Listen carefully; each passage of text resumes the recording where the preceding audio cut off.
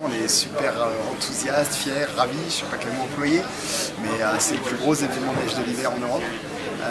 Ça fait déjà 3 ans qu'il a lieu chez nous, et encore pour 2 ans de plus, donc 5 années d'affilée à accueillir l'événement référent. Ouais, c'est une super consécration pour Tignes, son travail, et puis pour l'association avec ESPN. Dans l'histoire de Tignes, il y a toujours eu ce côté, cette propension à aller un petit peu vers le côté décalé, novateur, un petit peu extrême de l'histoire. Le premier champion du monde de freestyle, c'était un Tignard, Henri Autier, qui exerce encore aujourd'hui chez nous.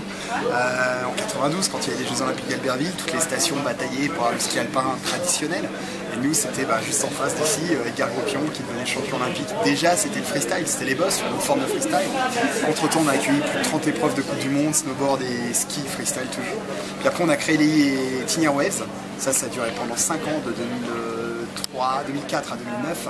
Et en clair, l'idée, elle était simple. Hein. C'était des X Games à l'échelle européenne, donc 4 ou 5 fois moins gros. Mais c'était vraiment les mêmes ingrédients. La plupart des riders qu'on a ici, on les avait à l'époque. Le module était moins gros, la médiatisation était bien moins, on avait moins de résonance, mais c'était l'idée, c'était devenu l'événement européen référent. Et sur les 2 dernières années, on avait déjà échangé avec ESPN, c'est-à-dire qu'ESPN prenait des images des X Games, les diffusait sur ses antennes, utilisait les résultats des Tignard Waves pour sélectionner les riders sur les X Games. Donc voilà, il y avait déjà une première rencontre. Quand on a su qu'ils avaient l'idée de sortir des États-Unis et de venir en Europe, ouais, on s'est dit ça peut pas aller ailleurs. C'est pas modeste, mais voilà, on était vraiment ultra motivés. C'était la suite vraiment logique de l'histoire. Quand on a fait les Airwaves, le début de l'histoire, c'était, il y a un journaliste il y a 2 mois de ça qui m'a ressorti une interview il y a 8 ans où je disais l'objectif un jour ce serait d'avoir les X Games. Donc voilà, c'était déjà en filigrane au fond, on savait pas si on allait y arriver, mais c'était l'idée. Donc c'est vrai qu'on s'est dit ouais, il faut qu'on les ait. Donc on a bataillé, on a candidaté, on n'était pas seul, on n'était pas les mieux disants financièrement, mais c'est vrai qu'on avait ce passé, cette expérience, cette histoire qui nous a servi et qui a fait qu'on a été choisi des X Games, c'est évident. Alors nous on était un peu pressés, on est des sales gosses, on voulait aller plus vite, on voulait grandir plus vite comme tous les enfants, on veut être adulte avant d'avoir l'âge. Et donc c'est vrai qu'on souhaite voir les épreuves se développer.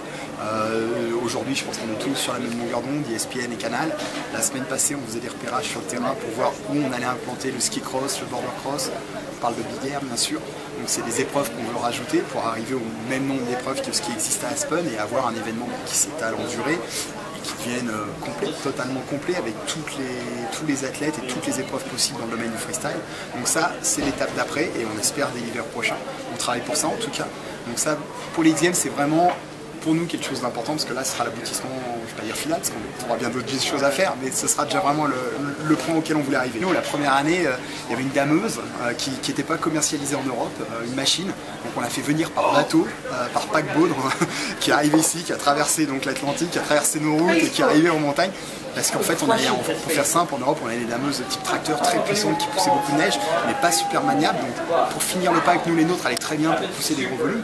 Mais pour fioler, pour le faire beau, les Américains étaient habitués à cette machine qui était plus un jouet. Et au final, on en a acheté. Maintenant, elles sont à demeure. Vous avez parlé du Pipe Dragon qui nous permet de faire le pipe. Avant, on en avait un qui faisait monter jusqu'à 6 mètres. On en a fait refaire un qui monte jusqu'à 7 mètres. Mais ça, je dirais que c'est l'offre minimale, quoi. Si on veut organiser le plus gros événement qui existe, on ne peut pas le faire à l'économie ou en essayant de grignoter un petit peu ou de continuer. Il y a une exigence d'excellence, on a les meilleurs athlètes du monde, on a vu qui prennent des risques qui paraissent insensés pour tout skieur normal, je dirais. On est sur du très très haut niveau. Effectivement, on se doit de leur fournir le meilleur terrain de jeu possible. On a quand même un site naturel en forme de cirque avec des montagnes, des sommets qui sont assez majestueux derrière et qui donnent un cadre. Le pipe pourrait être le même dans une plaine quasiment. Là, c'est vrai que derrière, vous avez des sommets à 3000 mètres, bien déchiquetés, avec des couloirs freeride. Donc, on pose le décor quelque part. Et l'arrière-plan, c'est quand même important dans l'histoire.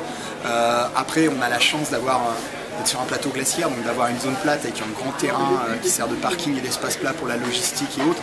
Parce que c'est un immense barnum quand même, donc il nous faut de l'espace pour l'installer. Et voilà, le fait est que c'est au centre de Tignes, du Val-Claret. Et aujourd'hui, ce qui est intéressant, c'est qu'on n'est pas une ville dans la ville. Bien sûr, il y a le cœur des X Games, on y est, mais on se rend compte que ça essaime. Tous les bars, les discothèques, les espaces lounge, les magasins de sport, vous allez avoir des soirées, des séances de dédicaces, les partenaires et riders s'y retrouvent. Et donc la ville devient X Games pendant une semaine. Et ça, c'est super important. Et pour nous, c'est super intéressant, on l'a dit, c'est le plus gros événement, ça se passe chez nous pendant 5 ans. Et devant la neige. On ne montre pas un festival de cinéma ou une grande manifestation ou un concert, on organise, ça se passe bien. Mais là, on parle de ce qui nous fait tous vivre ici, la neige, la glisse, ce qui amène les vacanciers là, et on montre des volumes de neige, des quantités. Et c'est sûr que c'est une extraordinaire publicité pour la fin de saison, pour montrer qu'à Tignes, on skie encore dans des conditions assez exceptionnelles avec des volumes de neige qu'on n'a pas partout ailleurs, même en plein cœur de l'hiver. Donc oui, c'est évidemment une campagne de promotion exceptionnelle, les X Games. Le week-end de Pâques marque la fin dans la tête des gens, dans les médias, de l'ambiance ski, on bascule. Donc plus Pâques est tôt, plus la fin de saison est longue. Et c'est vrai que pour nous c'est important, parce qu'il y a de moins en moins de monde qui pense au ski à ces périodes-là. Par contre, c'est vrai que ceux qui veulent encore y aller, c'est des accros. Et de savoir qu'il y a des bonnes conditions, c'est très intéressant en termes de publicité au sens large pour Tignes. Le cœur de l'histoire, on l'a vu tout à l'heure en conférence de presse, c'est les athlètes qui font des choses qui sont juste irréalisables. On fait des bosses qu'on ne peut pas laisser ouvertes le reste du temps, sinon on remplit l'hôpital, dans le meilleur des cas. Et en même temps, c'est juste le cœur de l'histoire. Autour de ça, il y a toute une ambiance lifestyle qu'on va retrouver. Et souvent, quand on parle du X-Fest ou du X-Park, on a plus l'impression d'une kermesse freestyle que d'une compétition très élitiste, très extrême, alors qu'on parle de sport extrême. Parce que c'est vrai qu'il y a une vraie proximité avec le public, avec les médias, entre les athlètes, les marques, et tout ça, ça crée un beau bouillon de culture où tout le monde peut, c'est un peu l'auberge espagnole, chacun vient amener des choses et se sert. Je prends l'exemple du club des sports de Tignes, comme tous les clubs des sports, pendant des décennies, c'était le ski alpin. Depuis 3 ans, il y a des coïncidences, on avait fait les Airways avant, mais depuis 3 ans il y a les X Games, depuis 3 ans il y a une section freestyle pour les tout petits. Parce que ils voient leurs idoles, ils voient les stars, ils ont la chance de voir les installations, de voir ce que ça représente, et ça fait rêver, ça met des étoiles dans les yeux des enfants, et même des un peu plus grands des fois. Et ça participe largement à montrer que le ski, c'est pas juste uniquement l'alpin. Bien sûr, il y a l'alpin et c'est super important, c'est l'histoire, et ça existe et ça continue, mais il y a d'autres variantes qui sont tout aussi possibles dans le temps, où on peut devenir professionnel, où on peut simplement prendre du plaisir. On le voit dans les ventes de ski, les doubles spatules, les skis de freestyle aujourd'hui sont largement vendus. Si vous prenez les magazines, la presse spécialisée ou les médias, on voit quand même beaucoup plus d'images de poudreuses ou de parcs de sauts acrobatiques et autres que d'alpin. Ça ne veut pas dire c'est pas à la place, c'est pas une guerre, mais c'est juste ça ouvre des fenêtres, ça ouvre des portes, et du coup tout le monde s'y retrouve, quoi. Parce qu'on se rapproche aussi d'une culture urbaine, du skatepark. Le snowpark, c'est rien d'autre qu'un skatepark sur la neige, et on retrouve cette tendance-là, cet esprit, ce côté un petit peu moins codifié dans les règles. Après, dans les tenues, dans les attitudes, dans le côté un petit peu tribal, c'est extrêmement codifié. On fait partie d'une tendance, et c'est à la fois des phénomènes de mode, et puis on peut pratiquer un sport, chacun à son niveau, et chacun à sa porte d'entrée. Auparavant, le pipe c'était la croix et la bannière pour arriver à en faire un, parce que c'est une discipline extrêmement élitiste, mais en même temps il n'y en a pas d'autres en France de cette taille-là, donc tous les compétiteurs veulent venir là. Donc on en fait un dès qu'on peut, dès qu'on a la neige, c'est-à-dire en gros fin décembre, parce qu'il faut des volumes de neige conséquents.